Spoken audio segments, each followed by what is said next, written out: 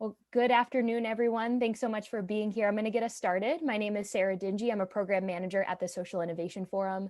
I use the she, her pronouns, and I'm so excited to be here with all of you this afternoon to share more about our accelerator program. So before we get started with the agenda, I just want to do a round of introductions for the folks on the SIF team who are with us today. So I'll first pass it to my colleague, Jimena. Thanks, Sarah. Hi, everyone. My name is Jimena Chavez, and I am the Program and Events Co-op at SIF.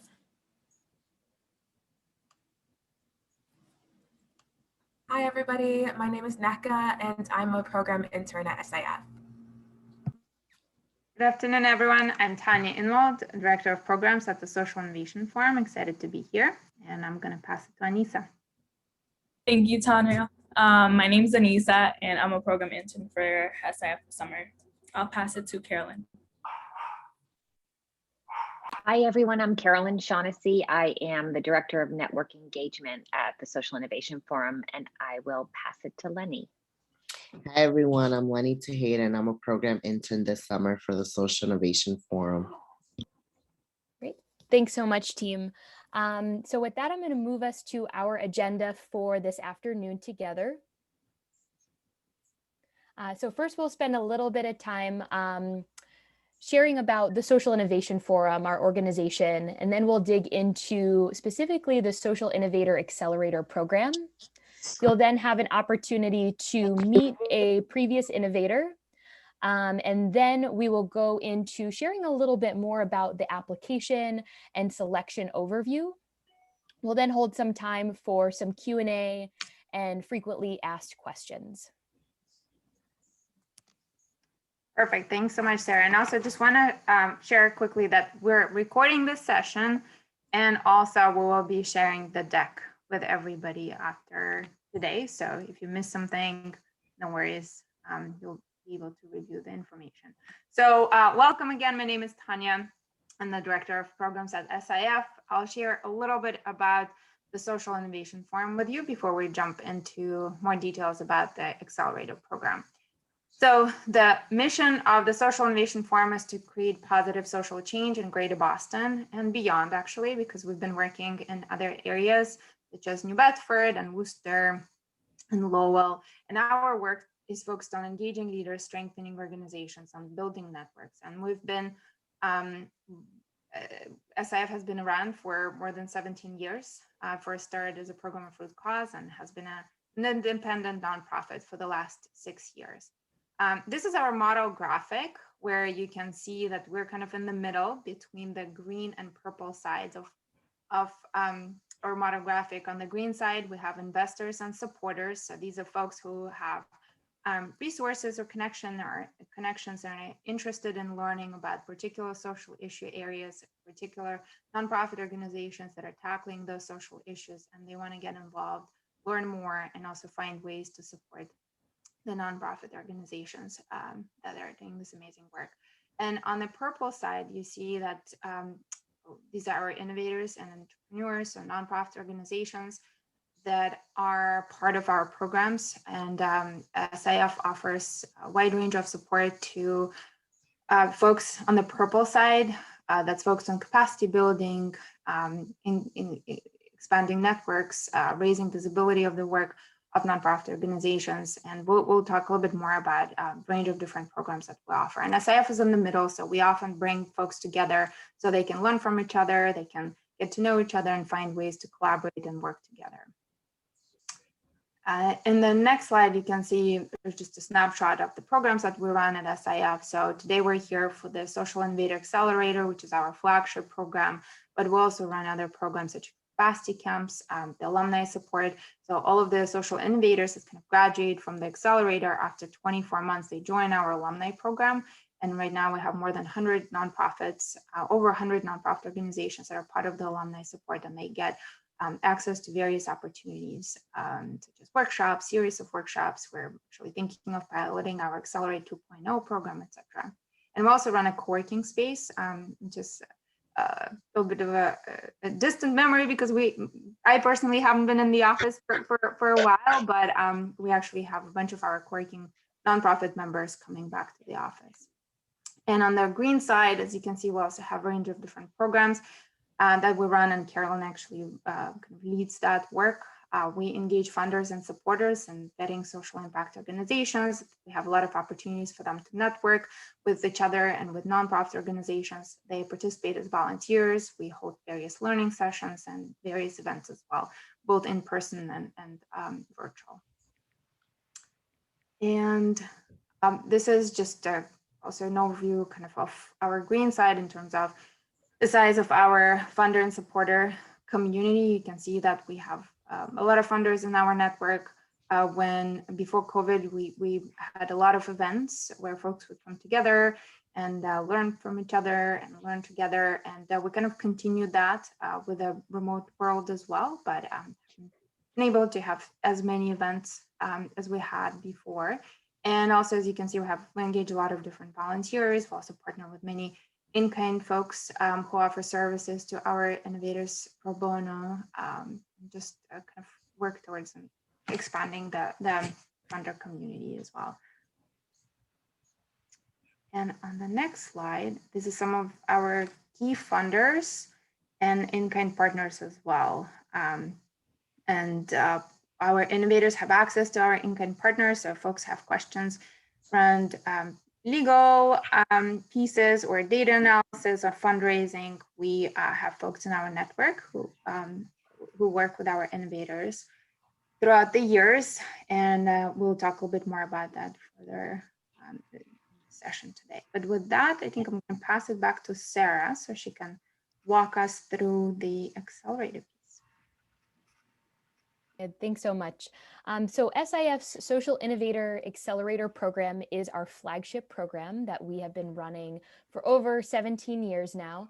And each year we select a cohort of 6 to 8 nonprofit organizations to go through our accelerator, where we provide tools and technical skills to help organizations gain visibility and expand their networks. Through our services, we provide over $150,000 worth of services and benefits as well, that we'll go through a little bit more in our session today. So with that, I will share a little bit about our goals for the social innovators in our program. So the first is to help organizations better understand their position in the social impact market, helping organizations to tell their stories, to share the uniqueness of their work and effectiveness of their mission. Through our services, we also help organizations scale up their marketing and communication efforts through some of the deliverables, in addition to the in-kind supports, which Tanya mentioned in the previous slide. We also help organizations build out a relationship map to focus their networking and development efforts, which is another deliverable that is worked on in support of SIF's development team. Another goal is to help organizations develop and track a set of measurable outcomes. So one of the deliverables is a 4-page prospectus where each innovator works with our team and a consultant to lay out goals for the next couple of years for their programming. In addition, we also are looking to support organizations to help them attract new funders, new supporters, and other folks to help move their work to the next level. So here's a summary of our accelerator program that is listed in 3 different phases through the 24 months. So the first is the consulting engagement and showcase prep, which will go in a little bit more detail in the slides ahead. So that is 6 months, so December to May. The next phase is the executive coaching. There's a bit of a break in the summer of our program, and then things pick back up in the fall. Executive coaching is from September to February. And then the third phase is check-in calls with our team in a culmination event after the 24-month program. And those happen from February to January. So in phase 1 of the program, once organizations are selected, they meet monthly as a cohort. They also go to a storytelling workshop to help them prepare for the Social Innovator Showcase event, where during that event, they will present a 5-minute pitch that's accompanied with PowerPoint slides that tells the story of the organization and their goals for the next couple of years. So that is one piece of preparation, is a storytelling workshop. As I mentioned, the innovators will work on a deliverable in partnership with the development team at SAF, so they'll have an opportunity to meet one-on-one. Additionally, during the first 6 months, innovators are meeting with their nonprofit consultant, a graphic designer to help on the PowerPoint slides, and also another deliverable, which is a model graphic. They're also working with a volunteer presentation advisor to help them work on their pitch. Additionally, during the first 6 months, there's lots of pitch practice time to prepare for the Social Innovator Showcase event, which is the culmination of the first 6 months of the accelerator, which will happen in May 2022. And just to list out, here's some of the deliverables, many of which I mentioned, but the first being the 5-minute pitch and PowerPoint slides, which is presented at the showcase. There's also a 4-page prospectus. Much of the information that is shared in the 5-minute pitch is found in the prospectus. And this is a tool that is not only shared after the showcase event to audience members, but it's a tool that we hope innovators use well beyond the showcasing event when folks are meeting with funders and supporters in a hopefully quick and easy way to share more about the mission of the work and the goals for the next few years. Additionally, innovators will work with a graphic designer on a model graphic.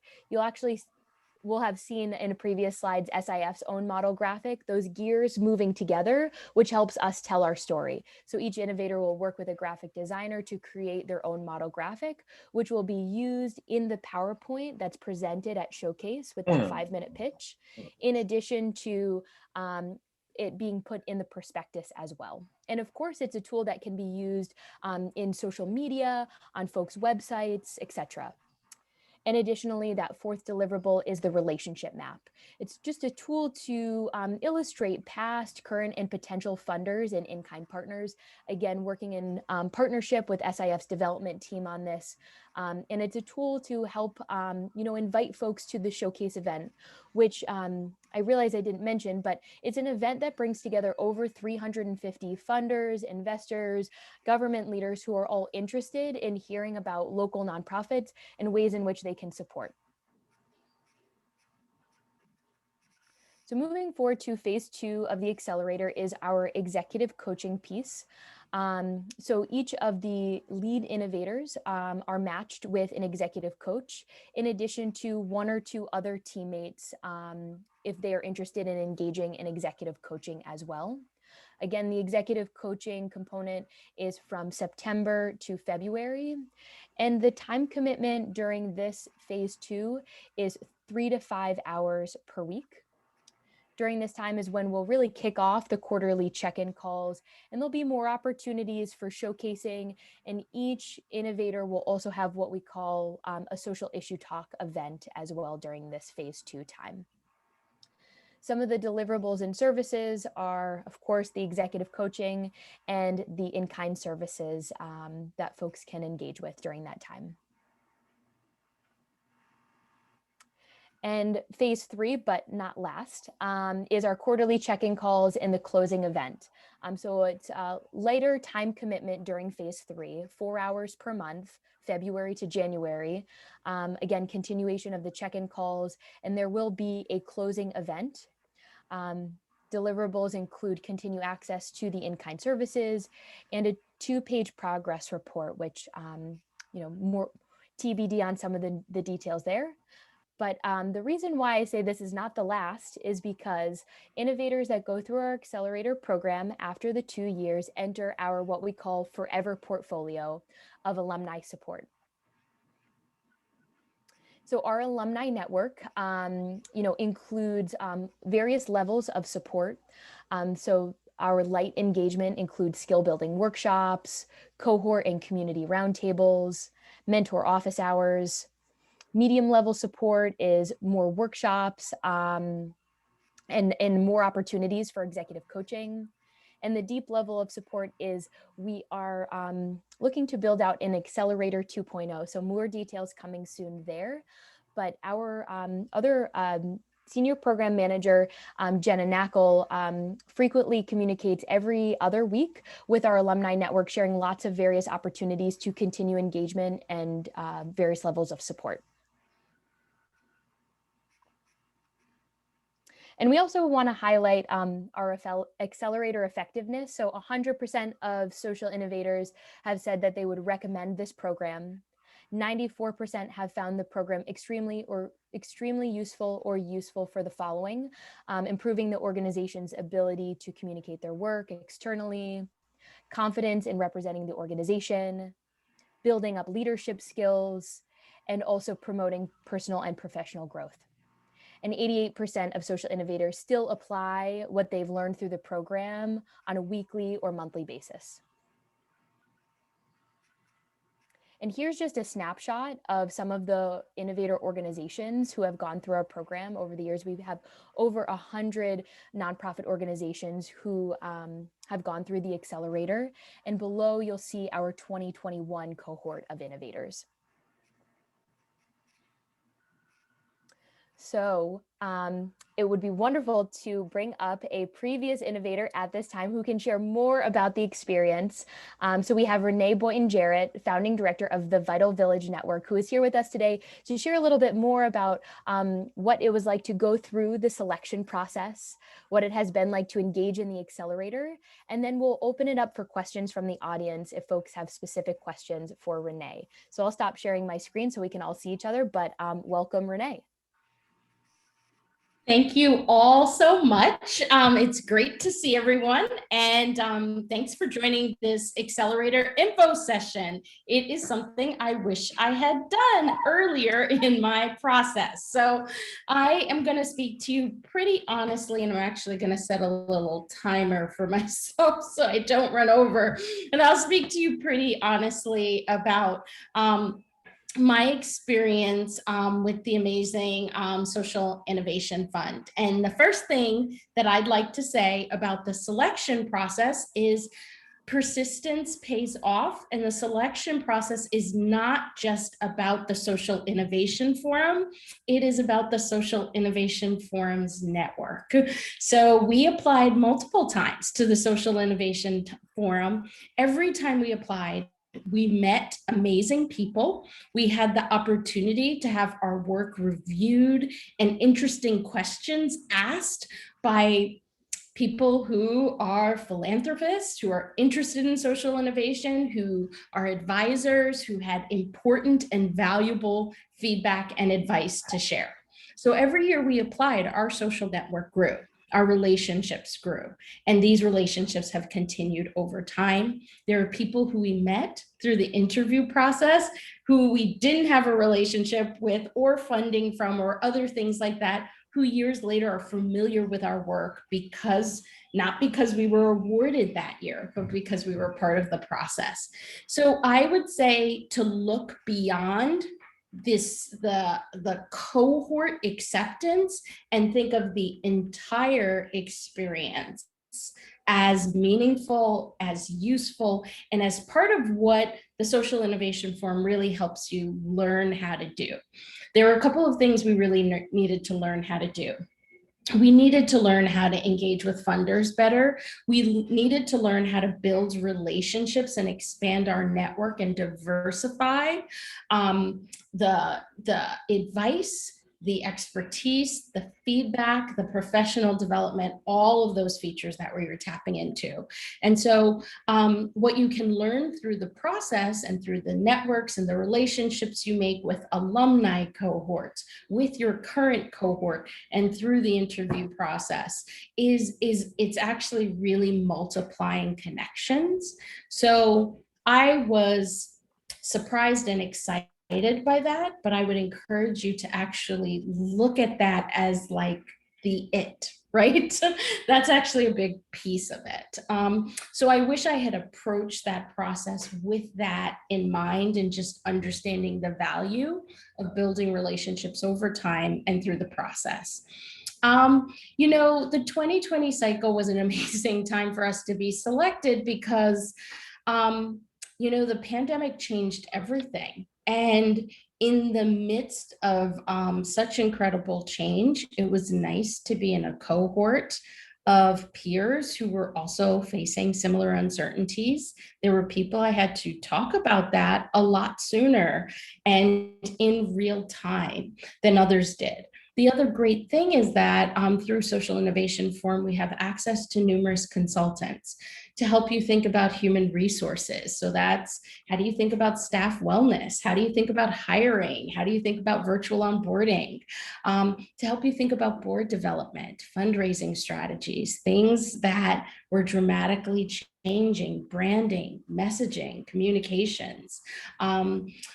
So I actually worked with many of the consultants that the Social Innovation Forum affords opportunities with, to help you think about measurement and evaluation, to help you think about, I need help creating a common license or a new, conflict of interest agreement. There were so many in-kind services that were actually really helpful. And gave us just a number of things that we did not have in place. I think the experience with the cohort is you get out of it what you put into it. So if you are comfortable being really honest about the challenges that you're having, not just the successes, I feel like the cohort experience is really valuable. I think everyone will celebrate your success, but with the cohort, you actually can get some really formative guidance and advice from peers and empathy from people who really understand, and sometimes really valuable insights from your peers if you feel comfortable sharing things that feel challenging, that feel difficult, or have been areas where you've kind of not broken through a significant wall, barrier, getting your group or your organization to the next level. And so I found the cohort was really most valuable for me for those conversations that you never want to have about we're really not getting to this next level and something may need to change there. And it's great to have someone external take a look. So Social Innovation Forum deadlines they're real deadlines, but you have incredible support for them. So Sarah and Tanya are incredible. The whole team is incredibly organized. So there's not a date that you'll hear about late. Everything is scheduled.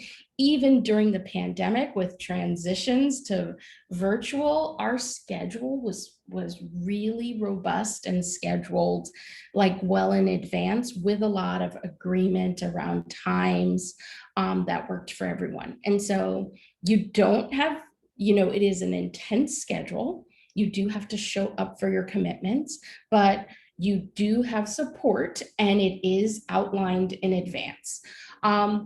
There is a lot of work preparing for the showcase, but when you really think about it, it's the time and the energy and the effort that you would not otherwise put into it because you're just too busy doing the work every day. And so when you have a coach who, has scheduled out meetings with you and is spending a lot of time, you have a graphic designer who's working with you on the image, you have someone who's helping you with public speaking, and you are getting all of the feedback and insight that you would never otherwise get. You do get the impression that this is an opportunity that you don't want to squander. And it is a lot of feedback, but it is all of the feedback you'll never otherwise get. People on your team are going to be able to give you that raw, honest feedback, allow you to really challenge and stretch yourself and try something different. Who knew you had to really be breathing well in order to deliver well with public speaking? Maybe those of you who are performers knew that, but for those of us who weren't, it really helps.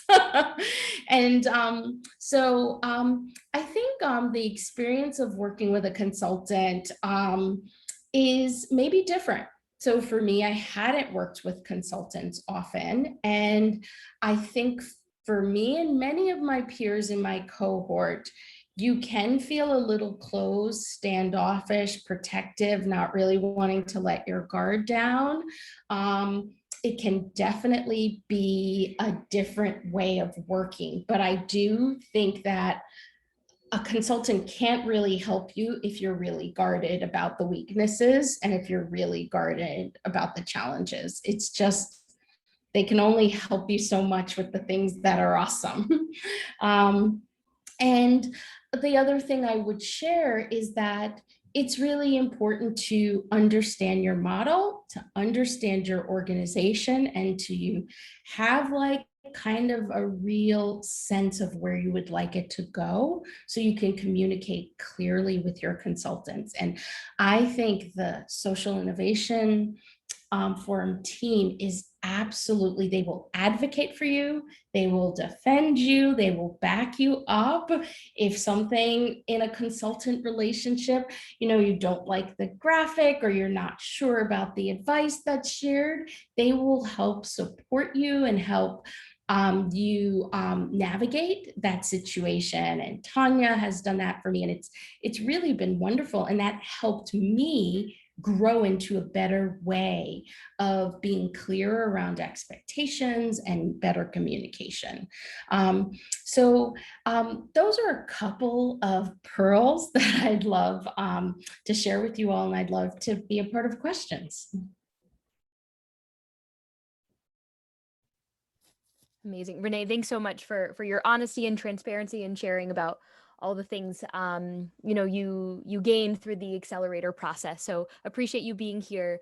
We can open it up. We're going to hold a broader Q&A at the end of this session, but perhaps in the next 10 minutes, if folks have any specific questions for Renee and kind of the process, we'll open it up to folks. Feel free to unmute yourself, or you can share your question in the chat.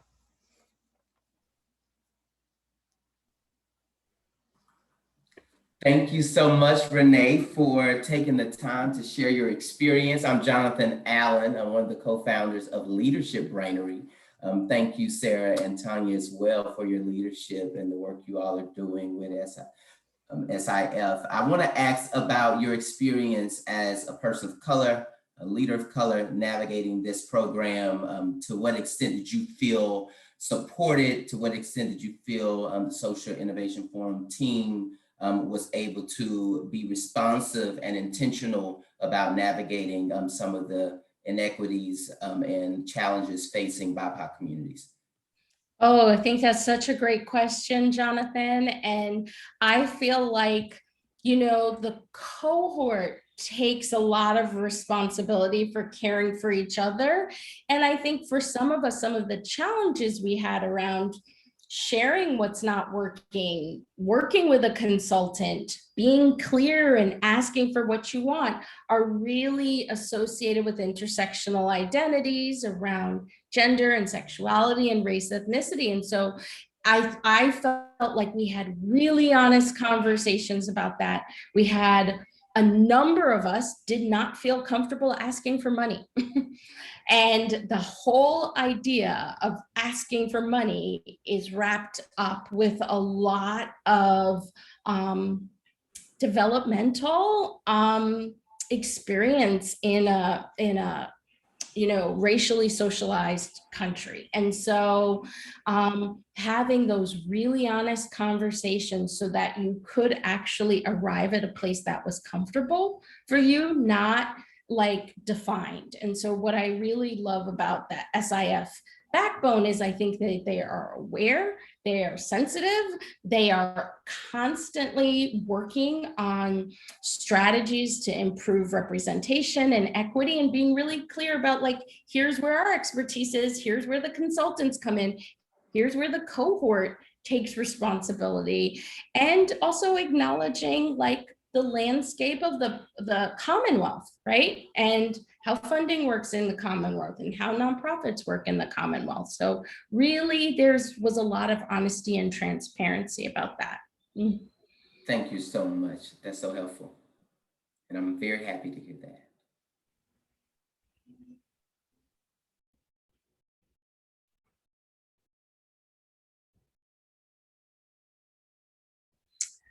Does SIF have a practice of bringing in BIPOC consultants, and how many consultants for the next round are BIPOC, or at least have a track record of supporting BIPOC communities? And please elaborate. So I'm sure Sarah and Tanya can share details, but I had a man of color who was my consultant, and there were actually a number of consultants that were people of color, and a number of coaches were people of color, and some were alumni of the SIF cohort. So there are a lot of people of color that are alumni. So I found that it was really robust. Now, with the term BIPOC, we have Indigenous in there. And so in my understanding, I am not sure about Indigenous community representation within SIF coaches or consultants or mentors. So I can't speak to that, but there were a number of different people of color. Thank you for that question. Yeah, and I can jump in a little bit too. That's something that we definitely try to pay a lot of attention to. In terms of the consultants for the upcoming cohort, we don't have that cohort ready yet. There will be some probably consultants who are returning, and we have quite a few who are, who represent diverse range of experiences and backgrounds. We've been also talking to folks from TSNE to kind of collaborate because they run programs, training consultants, and identifying folks within the nonprofit community who might be helpful in our work as well. So definitely hoping to tap into their network and collaborate more, but we're definitely intentional about recruiting consultants into our cohort to make sure that they're a right match for our innovators, because they spend a lot of time together, and it's really important that they connect and they understand each other. Similarly, the coaching piece. So Renee, I think, touched upon a little bit on that.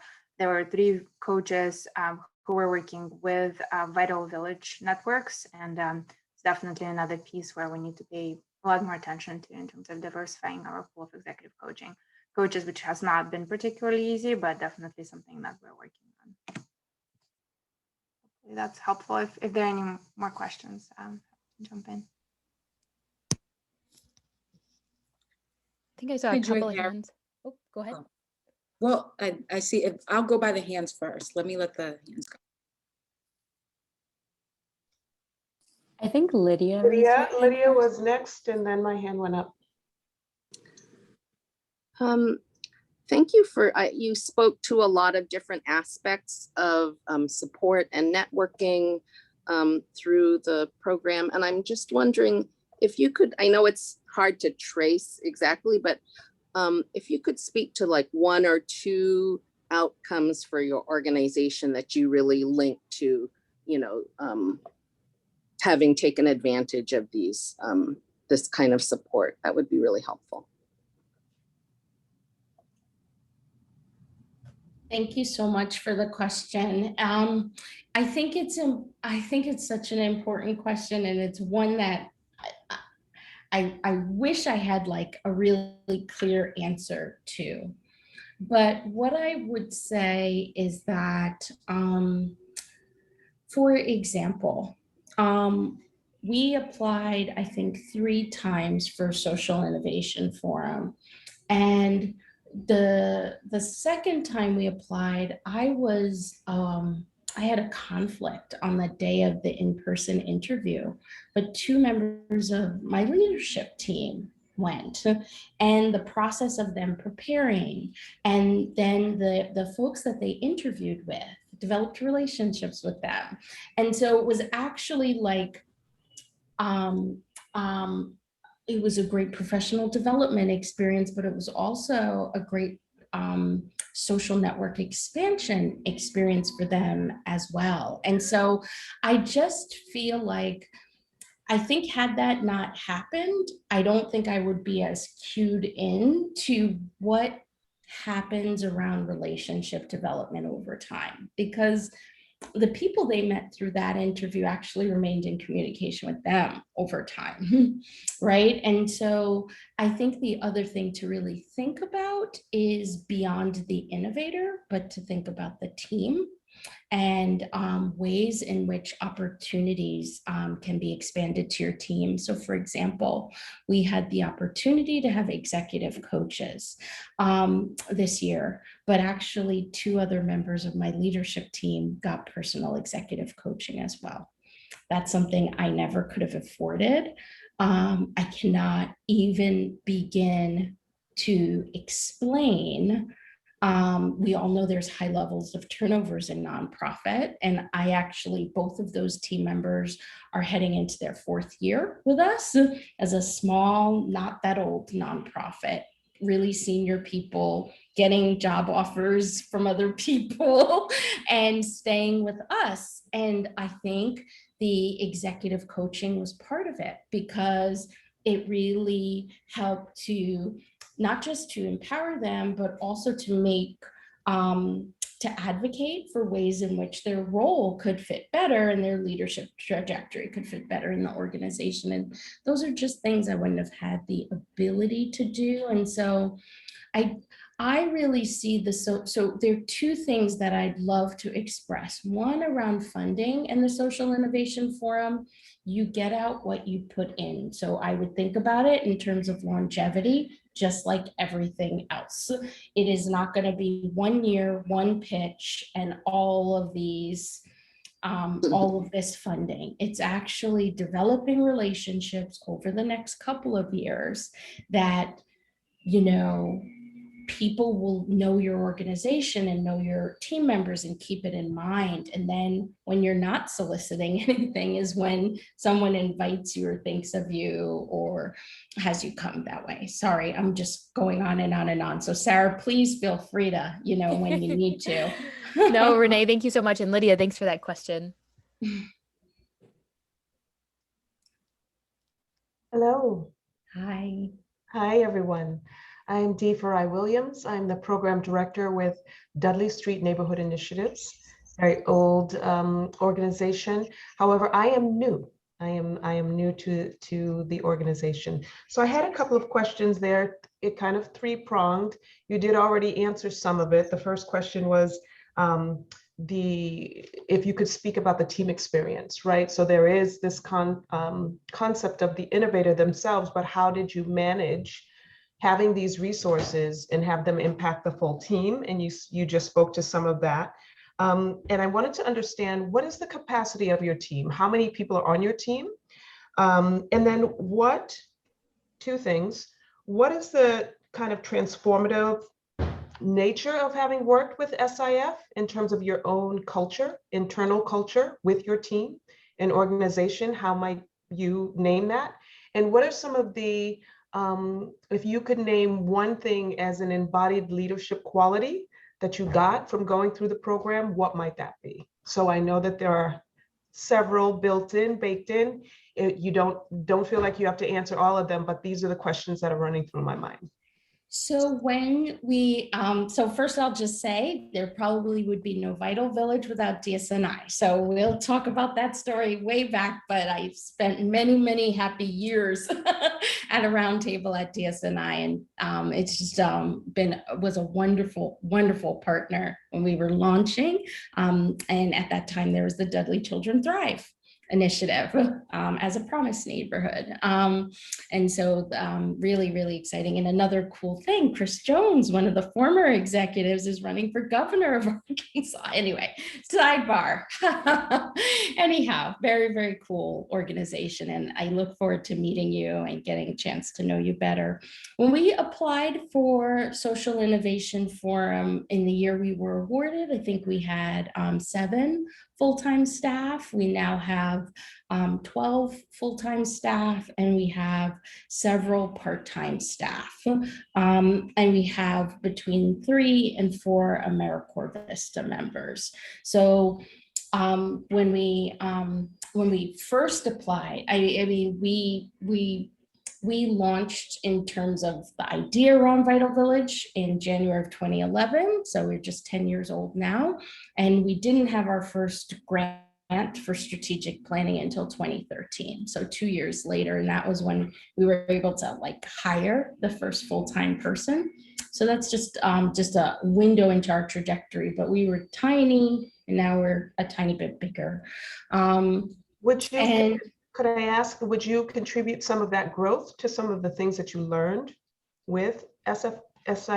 Oh, 100% around just, I don't know. I mean, I think with the work that we do, the past year has been incredibly difficult. Like the work we do is all around everything that we've addressed in the past year in the communities that we have the privilege of partnering with. Were just hit hardest by the dual pandemics, the longstanding pandemic around structural racism and coronavirus. So, but what that meant both for our community partners, the community we served, and our team members was that we really had to go deeper around centralizing wellness. And a lot of the tools and skills we learned through Social Innovation Forum actually helped us do that. How do we have a more active and productive advisory board that can help be really strategic and nimble and help us be more nimble? How do we bring in professional development resources and tools that help us understand our team structure and the way we need to organize our work hours, our working relationships? How do we take breaks? How do we rest? All of those kinds of things. So there are many, many aspects, and I think that we in a really terrible time with a lot of losses on the team, a lot of losses among our partners, and what could have been like overwhelming despair. I think that we were able to have a lot of practices and organizational culture that promoted wellness, and we would not have been able to be ready for and or do that at all if not for being in a cohort of other nonprofit organizations along a similar trajectory who are navigating similar issues, and the ability to tap into a network of resources with the Social Innovation Forum. So it isn't. I think the thing is, none of this is SIF isn't your human resources office with benefits. Like you don't just have those benefits. They're there, but you actually really do have to tap into them, and you have to be able to articulate the question and the ask, and then you have to be able to advocate for opportunities for leadership for members of your team. So actually one of my team members, Rhonda Alexander, who's our director of operations, is actually working with SIF now, advising on improving, I guess you all can describe it better than I can, but really helping to improve the review process to expand equity and representation in that process. Yeah, Renee, thank you. Yeah, we'll have Carolyn jump in just a bit to share more about that track this year. And we're so grateful that Rhonda is a part of that program this year. Yeah, so that was like a wonderful leadership opportunity for Rhonda to be a part of.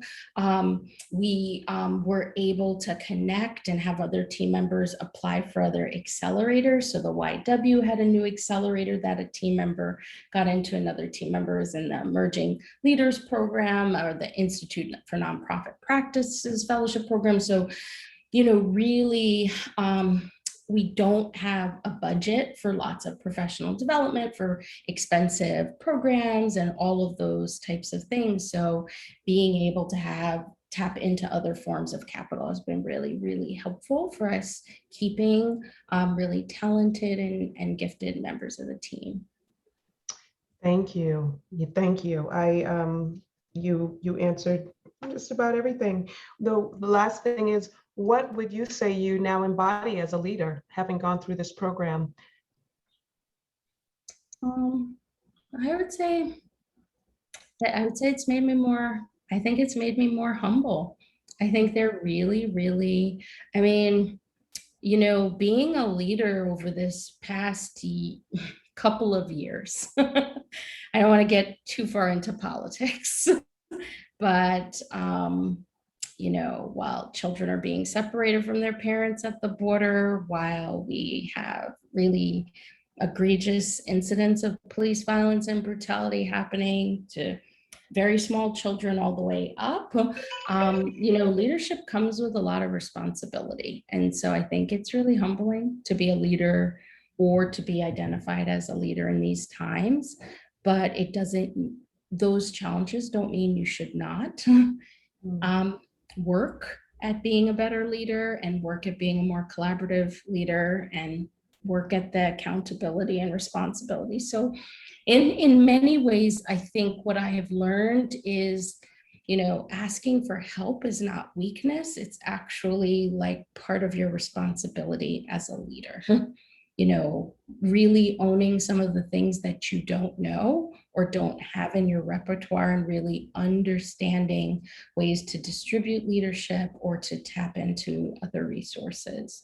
And I think the other thing I've learned is we were pretty siloed in a kind of nonprofit world in grant funded work, not any other types of raising of funds. And I think I gained some maturity and understanding what are all of the variety of ways actually that work such as this can be sustainable. So there are many coalitions at the table, there are cooperatives at the table, there are all sorts of different models, like, you know, DSNI has many of those incredible models with the land trust and other things. So it was just really helpful to be in a space where we could really begin to think about economic sufficiency in different ways.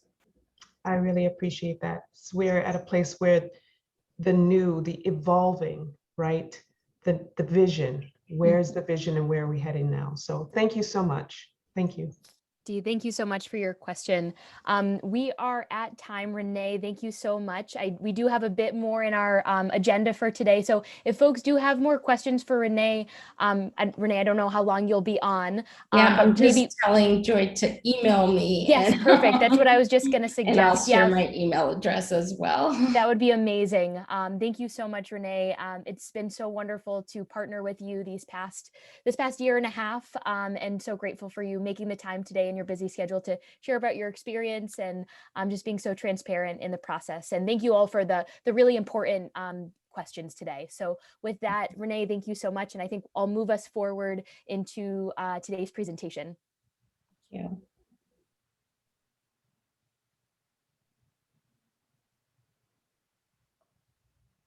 All right, wonderful. So now we will share a little bit more about the application and selection process of the Accelerator program. First being our 8 tracks that we have this year.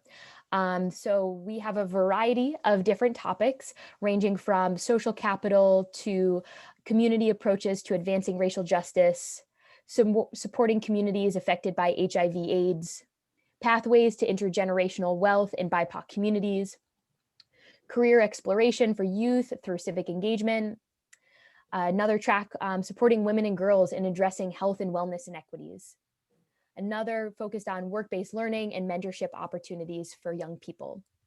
And our last track is our Anything Goes track. So if you're an organization that doesn't quite fit these tracks, you're welcome to apply for Anything Goes. We'll move forward to talk a little bit more in these next few slides. As Renee mentioned, Rhonda is supporting a new program, initiative rather, we have this year, our Social Innovator Alumni Collaborative track. So I'm going to pass it to Carolyn, who's going to share a little bit more on that. Hi, everyone. So we are really excited about this pilot track. Jimena, can you move to the next slide? Thank you. So one of the things that we know is that there is a really clear power dynamic in how philanthropy operates. And so we really set up a track to sort of upend the traditional sort of selection process. So on the Social Innovator Alumni Collaborative track, we're going to shift the power and decision making for our Social Innovator Accelerator from funding partners, it's actually the funding partners and the SIF team, to our to our Social Innovator alumni, who are really positioned to evaluate applicants for our program. They're closer to the solutions, the challenges, and the communities impacted by SIF's work. So they're serving as paid expert consultants and decision makers on this particular track. Our alumni also came up with the track topic. They were instrumental in the track description, and the funders who paid for this process will be there as learners. So they will be doing their own work to sort of reflect on the sort of discomfort in the traditional approach and the way they operate day to day in their philanthropy. But they will be sitting alongside our consultants as they make decisions. So you can go to the next slide. And so one of the reasons that we are doing this, one of the many reasons, is that resources, as many of you know, are currently allocated by white people. 92% of CEOs of foundations are white. Executives on foundation boards are white. Venture capital investors are white. And with this, it's very clear that resources are not allocated equally. And so we just pulled out some data on the next slide, which I'm sure also all of you are aware of. But only less than 10% of grant making from foundations goes into communities of color. It's actually less than 1%. I think it's 0.6% of philanthropic dollars are going to Latinx issues. I think that was in 2019. You know, one of the most concerning numbers on this slide is that unrestricted assets of nonprofits with leaders of color were 76% smaller than those led by whites. So sort of with this all in mind, this sort of allows the funders on this track to sort of recognize you know, their limitations in allocating resources equitably, and allows them to really be a part of letting go of that power and passing it on to folks closer to the community. You can go to the next slide. So the funders' role, the funders that are funding this track, they actually know SIF well. They're really interested in a participatory model for track partnership, and thinking about how to sort of incorporate this into their own work.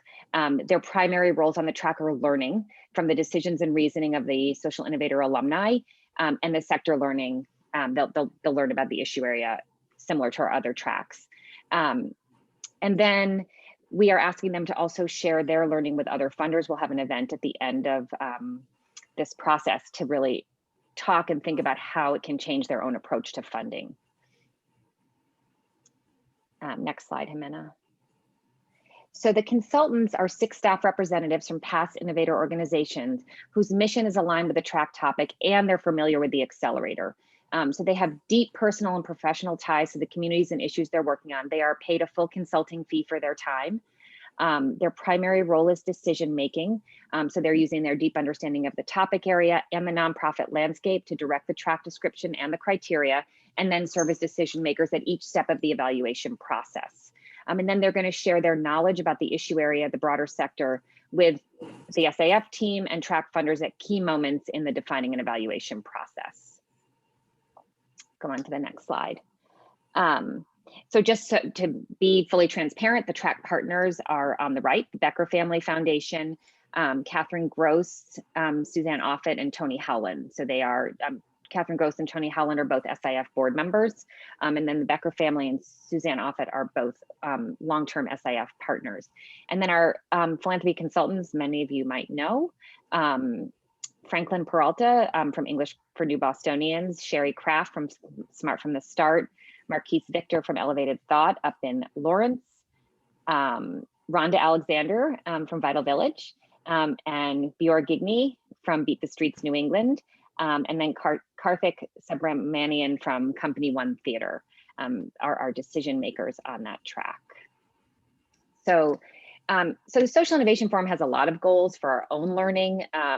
We want to really increase participatory practices in our work. So we do get input during our process from folks closer to the community in lots of ways, but they have not been decision makers in this process. So we want to evaluate this process and see how we can incorporate this more deeply. But we also want to share this experience and learning with the broader funder community. And we have a large community of funders.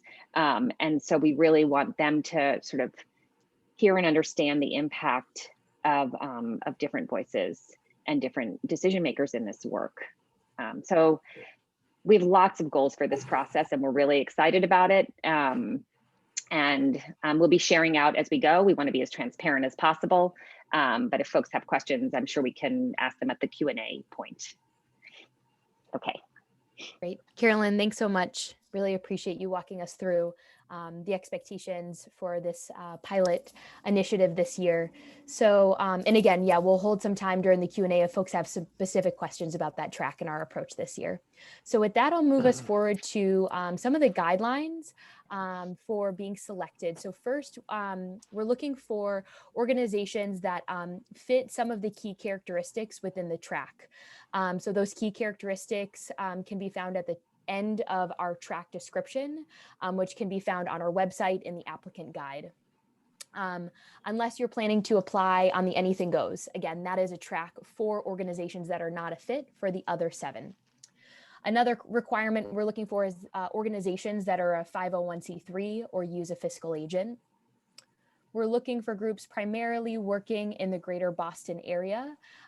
So that is a pretty wide space for us. So we've worked with groups as far north as Lowell and Lawrence, as far south as New Bedford, and as far west as Worcester. We're also looking for organizations that have been operating for at least 1 year, which is usually a cycle, and have a proven concept.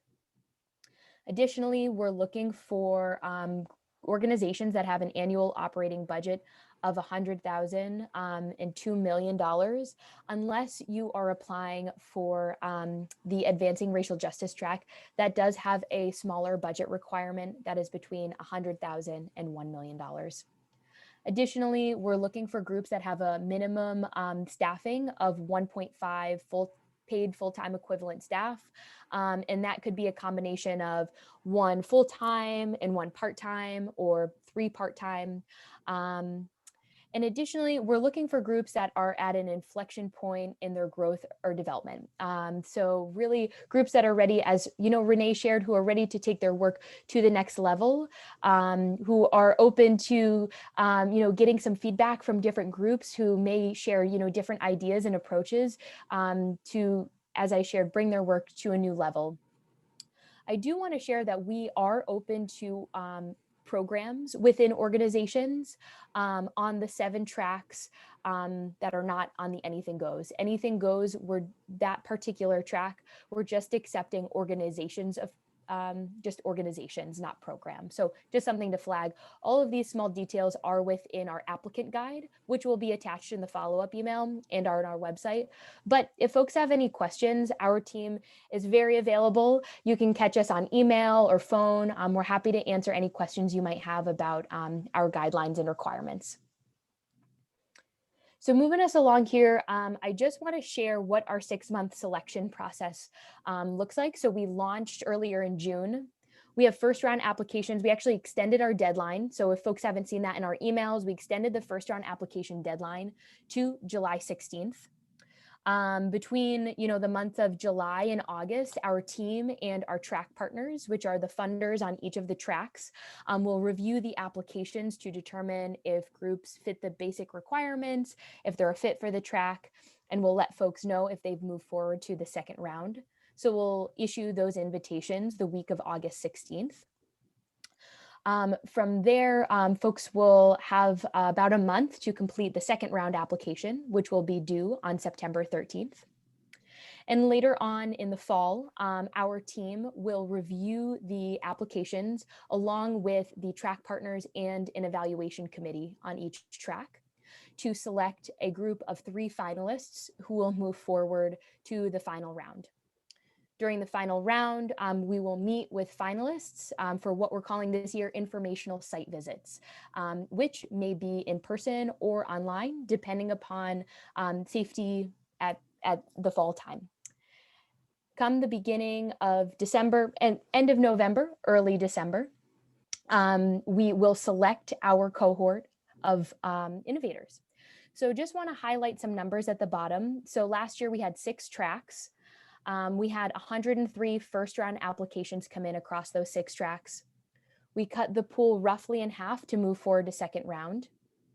From there, we cut the pool roughly in half again to move forward 25 organizations to the final round. And then from there, selected the 6 nonprofit organizations to go through our accelerator. So just some of these pieces I highlighted in the previous slide, but one specific I want to touch upon a little bit more is the evaluation sessions that we have. So again, not only is the SIF team and track partners reviewing the applications at second round, but we also bring together a group of 10 to 15 folks to create an evaluation committee. These folks are previous innovators, folks who have lived experience, folks who are from the city of Boston, who have experience with the particular social issue. We find this part of our work incredibly important as it brings different lenses in to help us review the applications. From there, as I shared, we'll select after second round 3 finalists on each of the tracks who will engage in what we call this year informational site visits, which will be 2-hour-long site visits over Zoom or perhaps in person. And the reason why we're calling them informational site visits is this year, if you've been through the process, we're actually not doing interviews, but we'll do a site visit component and just a longer Q&A between track partners and the SIF team and the finalists. So that is a new change in our process this year. And then later on in the fall, we will continue to do our due diligence, perhaps call finalists to ask further questions before making our final decision. And just some pieces here. So when submitting your first round application, something just want to note is that organizations do need to be nominated first to gain access to our first round application portal. You can nominate your organization if you wish. Tanya can drop in the link on with that. And what we do suggest folks to do is review that applicant guide to make sure your organization or program is a good fit for the track, and also the Social Innovation Forum, making sure that your budget fits in and you have enough staff, etc. So review that applicant guide or give us a call. We're happy to chat over if your organization or program is a fit. Again, you'll use that nomination email. There's a link embedded in there that will give you access to the first round application. You will actually need a code that's within your email to move forward in the application process. And again, just a reminder that first round applications are due Friday, July 16th. Great. And then just some tech tips. More of this is just to call us if you need anything, if you run into any tech issues. I am available. Should you accidentally hit submit before you're ready, just give me a call. I can work some things out on the back end and help you out, but really at any point our team is ready to help. Additionally, before we move forward, I just want to raise up that for folks who have applied before, we are actually using a new online platform. So you will need to create a new login, but if you are interested, we have PDF'd previous first round applications. So if you'd like, we can share that with you. So folks, if they're interested in just kind of copying and pasting some of the pieces, we're happy to help with that too. Just wanted to flag that we do have a new system, and some folks had issues logging in, and that's the reason why it's a whole new platform this year. Fantastic. So we'll move forward with some key dates and commitments. I'm actually not going to kind of walk through each of these. Folks will get this PowerPoint afterwards, but this really just spells out what to expect between now and all the way through if your organization is selected through the showcase in May. And real quick, we'll walk through some frequently asked questions and then open it up for a broader Q&A. So the first is something that was just shared, does your organization need to be nominated by SIF's nomination committee? Nope, you're welcome to nominate yourself. Or if you know of folks, if you feel like this isn't a fit for your organization and you know a partner program that might be interested, feel free to pass along the information. Again, if you are welcome to apply as a program of a larger organization on the other 7 tracks aside from Anything Goes. One specific thing to note is if you are applying as a program of the organization, we're looking for all of the programs all of the programs information. So that includes the specific programs, FTEs, the programs, budget and expenses, etc. And then, yes, if you've applied before, you will have to submit another application. Again, we're happy to find your previous year's first round application that's been PDF'd if you're interested in having that. Great. And this is a fantastic question. Who should be the lead innovator? So this should be the leader of the organization or program.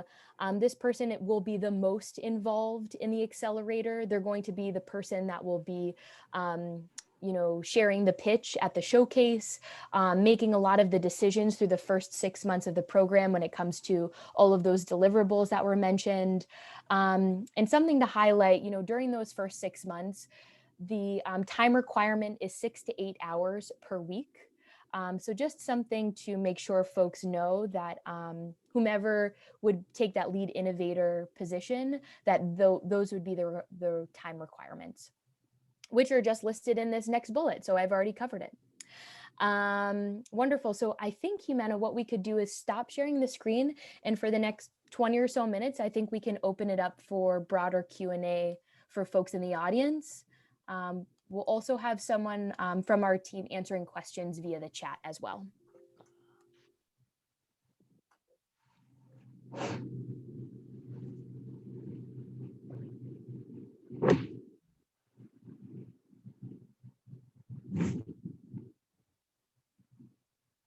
So feel free to follow up with us later if you have questions. If you need to digest all of the information that we just shared, we'll be around. We can share our emails in the follow-up email. Where to find? I had a question. Could you give us some examples of what you would consider to be an inflection point for an organization? I see that in the application, and I would like some more information around that. Yeah, Maureen, thank you so much for that question. I realize I didn't dig into it too much in that basic requirement slide. So as far as inflection points go, that could be a variety of different things for different organizations. We really don't prescribe inflection points. So it could be, a change in leadership, or perhaps you implemented a new program. Maybe you have an advisory board that's helping, kind of help make decisions in the programming. So those are just some examples that come to mind, but this is something that, I think, again, kind of going back to what was shared earlier, a time in which the organization, something that has changed in the organization where you all are kind of ready to move the work to a new level in your programming.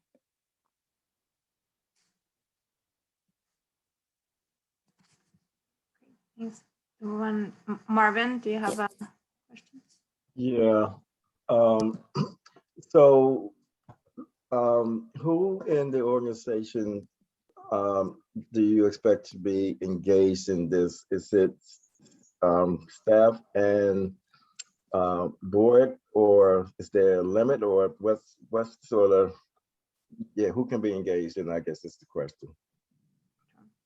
I can jump in. Usually it's just staff, and we, engage the board at certain kind of parts of the process. We definitely want to make sure that the board members know when the innovators are selected that they're going through this process. So their capacity is going to be somewhat limited. So we actually offer kind of either board lunch or breakfast early in the process, usually in February, for the board members to come and meet with SIF team to learn more about the accelerator, the time commitment, the expectations, etc. The board members are encouraged to support the innovators and inviting folks to the showcase, for instance, and other events. Also in terms of the graphic design work, if there are some board members who feel strongly about graphic design, they're invited to join the initial meeting with a designer to kind of express their preferences or opinions, whatever that might be. But generally, it's just a staff. It also varies in terms of how different innovators set up their engagement with SIF. So for instance, in Renee's case, she was the lead innovator and she attended most of her sessions herself, but then also had some of the staff, other team members join. There are some scenarios where there's a kind of set group of 3 folks, for instance, from the organization that come to all of the meetings and participate in everything, all of the prep, but one person is going to deliver the pitch at the showcase. So it really depends on kind of what works for you and your structure, whether you want to just delegate all of the work to your staff and be the only person kind of engaged in the SIF process, or you might want to put a team together and figure out how to make it work for everybody. Or sometimes, if let's say you have a meeting with your consultant to talk about your financials, you'll bring in someone on your team who's in charge of that, for instance. So you can kind of pull folks from different departments to join the process. But it's the staff that participates in the engagement, and I think we try to engage the board, but also, the process is, 5 months is not a lot of time, and there are a lot of deliverables and a lot of deadlines. So we want to make sure that they're kind of very clear folks who are decision makers in the process, who work with SIF. Any other questions? Some questions in I think Carolyn just shared the name of the track description, the track description itself for the participatory track. Any other questions?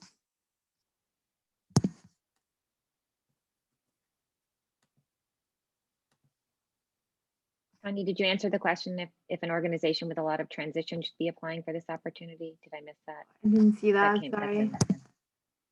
I think we can chat offline, depending, so we can learn more about what transitions are like. I can put my email in the chat, and you can email me, and we can just put I'm on the calendar and check in, because it's a little bit hard to discuss it now.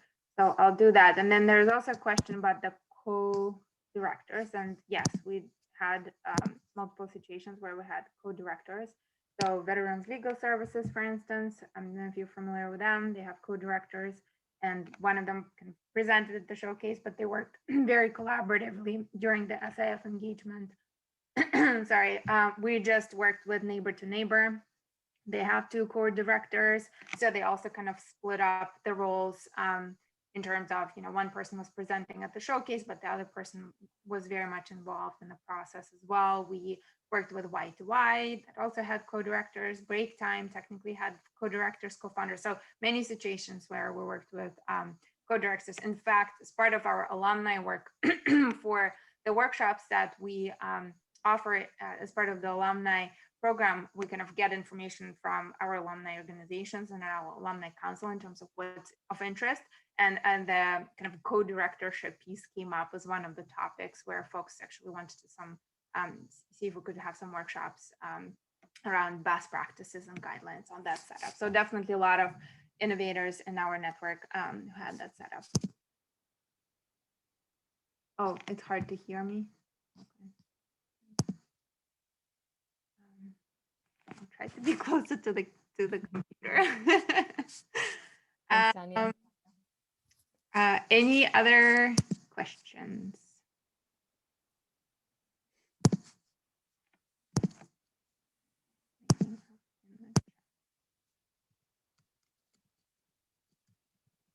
All right. So there's no other questions. Tanya, thanks for dropping in your email there. Well, again, thank you all so much for making the time today. And thank you all so much for the thoughtful questions. It was great to be with one another. Again, we are available you know, at any point now through, you know, July 16th, as folks are working through the first round application, and also open to answer any questions if you are interested in chatting about, you know, which track you might be a better fit on, or if now is the right time to apply, etc. So again, thank you all so much, and hope you all have a great afternoon and stay cool.